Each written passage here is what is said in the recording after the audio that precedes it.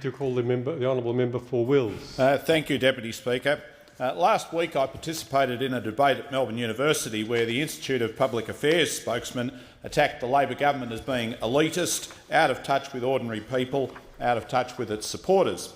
But today I hear Liberal Senator Eric Abetz on the radio attacking the bill before the House as populist, a knee-jerk reaction to public opinion. Well, make up your mind, guys. You can't have it both ways. Either Labor is out of touch with what people want, or we're doing what people want. In this case, it's blindingly obvious that we are indeed doing what the public wants. And what, Senator Abetz, is wrong with that? What is wrong with doing what fishermen want us to do? What is wrong, Senator Abetz, with us listening to Colin Stevenson of Spreyton in your home state of Tasmania, who says that stocks of Australian salmon in Bass Strait were overfished by trawlers in the 1960s and took decades to recover? What is wrong, Senator Abetz, with us listening to Burnie fishing store owner Rodney Howard, also in your home state, who said that he and other commercial operators feared for their livelihoods if the Supertrawler was permitted to operate, saying there will be a huge decline in game fishing because if bait isn't there, the big fish won't be either? And what's wrong, Senator Abetz, with the government listening to the 350 recreational fishermen who towed 100 boats from Devonport to Burnie in July, or the 200 cars who drove through Hobart, and the 150 cars with boats attached which travelled by convoy through Launceston the same day? Senator Abetz mightn't be interested in listening to the views of his Tasmanian constituents, but we are. And what is wrong with listening to the recreational anglers of Warrnambool in Western Victoria, or the Warrnambool City councillors who said that there was potential for the trawler to take most of the food supply for fish targeted by recreational anglers in Western Victoria?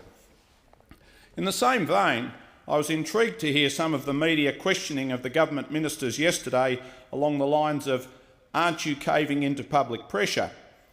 Are the questioners suggesting that there's something noble and honourable about thumbing your nose at public opinion? They imply and suggest that we should overlook or ignore public opinion, yet they are the first to accuse us of being out of touch and to foster cynicism about the political process and its failure to deliver what people want from it. That is fundamentally undemocratic and elitist. Frankly, government should make a habit of caving into public opinion. They'd get elected and re-elected more often if we did. To listen to those opposite spitting the dummy at this bill is very revealing. They cannot bear the idea of a win for people power. For them, it is a revolutionary threat to business's cosy, predictable domination of political discourse. For them, it is unbearable, quite intolerable. I want to quote at some length Tim Winton's speech to MPs here in Canberra back on the 9th of May, because try as hard as I can't improve on his words. Think of your happiest moments, your most vivid memories. A holiday, summer. It's always about summer, isn't it? In mine, I'm always standing on a beach, beside an estuary, on a jetty, holding a fishing rod or a net, a mask and a snorkel. Hunting and gathering is in my blood. As a boy, I loved the freedom, the direct engagement with the physical world, the feeling of competence.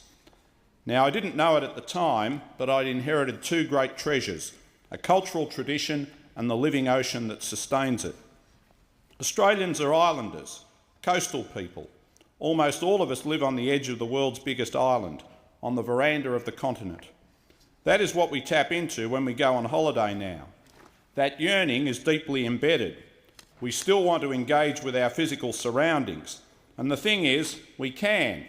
In the developed world, that's rare. During my own lifetime, the world's oceans have suffered a terrible decline. I've read about it.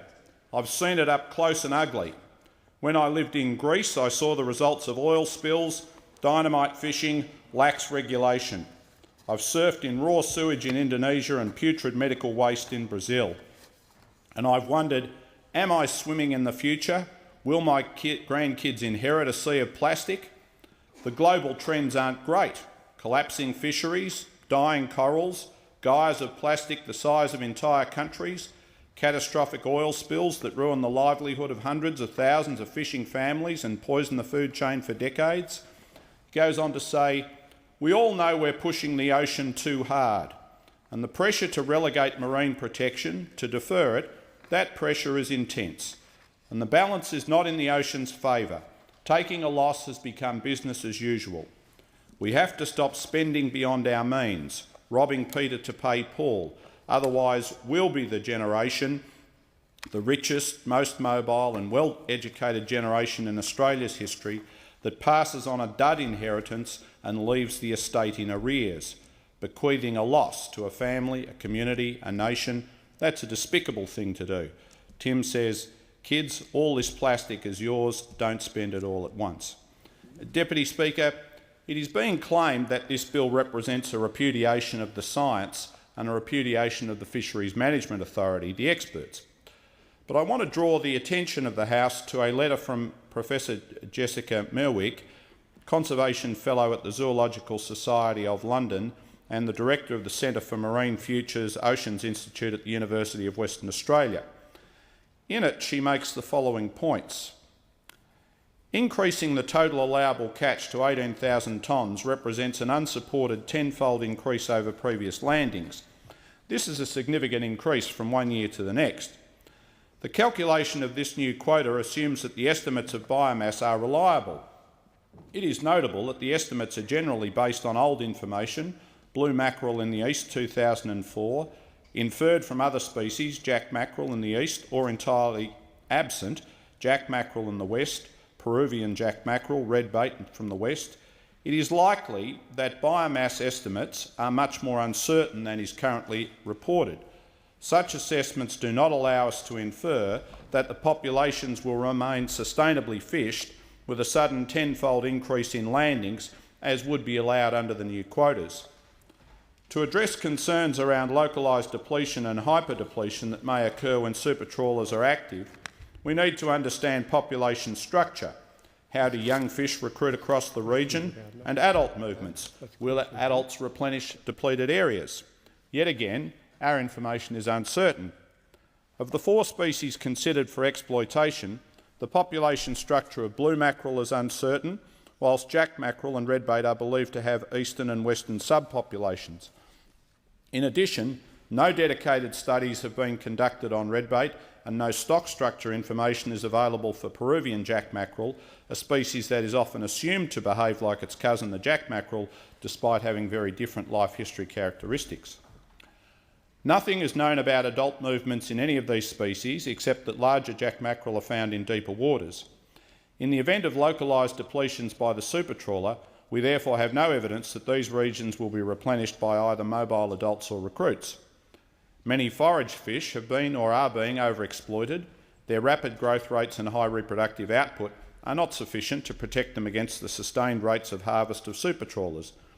The species available to the supertrawler, blue mackerel, jack mackerel, Peruvian jack mackerel and redbait, are larger, live longer and feed higher up the food chain than do species typically classed as forage fish. The species potentially allocated to the supertrawler show great similarity with cool water reef-associated species already recognised as vulnerable to overexploitation in Western Australia. Bycatch are a concern. In a study, fur seals interacted, which is a polite word for were killed, with over 50% of all mid-water trawl shots. Most fishing activity occurred on the shelf within the animal's diving range.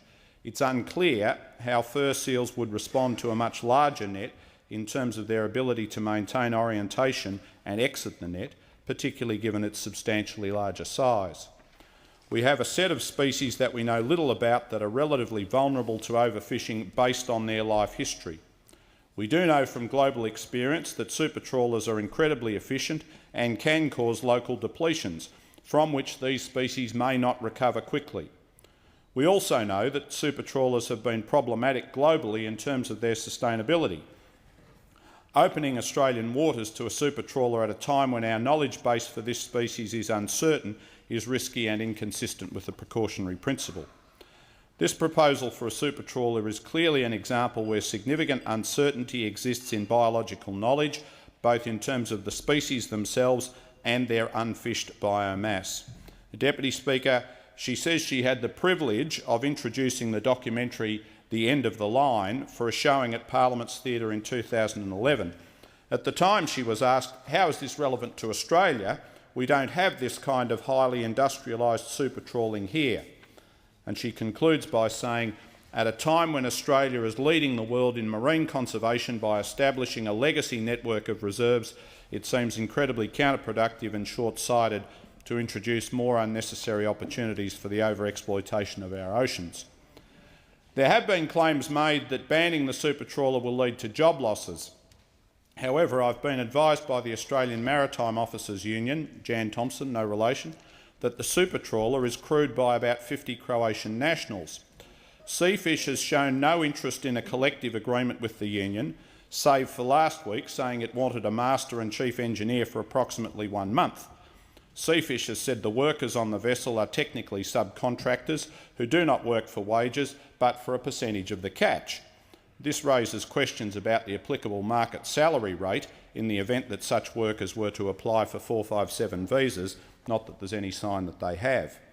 If the Liberal Party genuinely wants to help these Croatian workers, they should start advocating that while the vessel works in international waters, that the workers should be paid the minimum rates as per the International Transport Federation Agreement.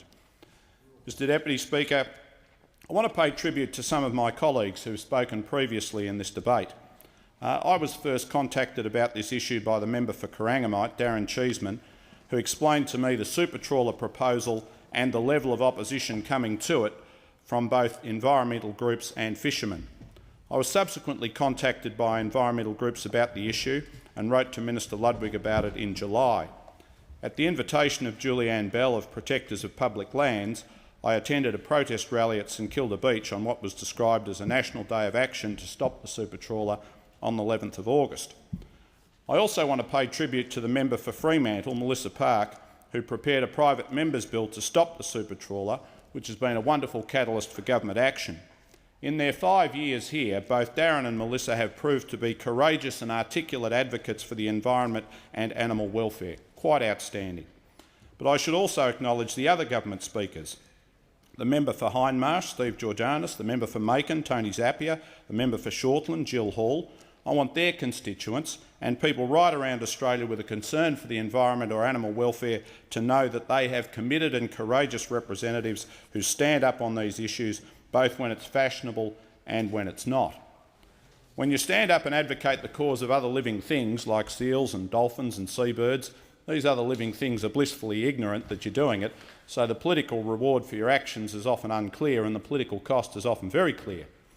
But in acknowledging the work of both the Environment Minister and of these colleagues, the member for Fremantle, the member for Corangamite, the member for Hindmarsh, the member for Macon, the member for Shortland, these colleagues that have helped bring about this bill, I want to return to some words from Tim Winton.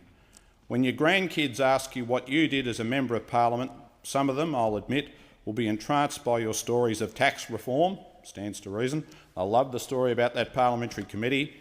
But think of the day when you help your granddaughter reel in her first flathead, the day you take your nephew to the aquarium, the morning you take your grandkids snorkelling in a marine sanctuary and their eyes are out on sticks.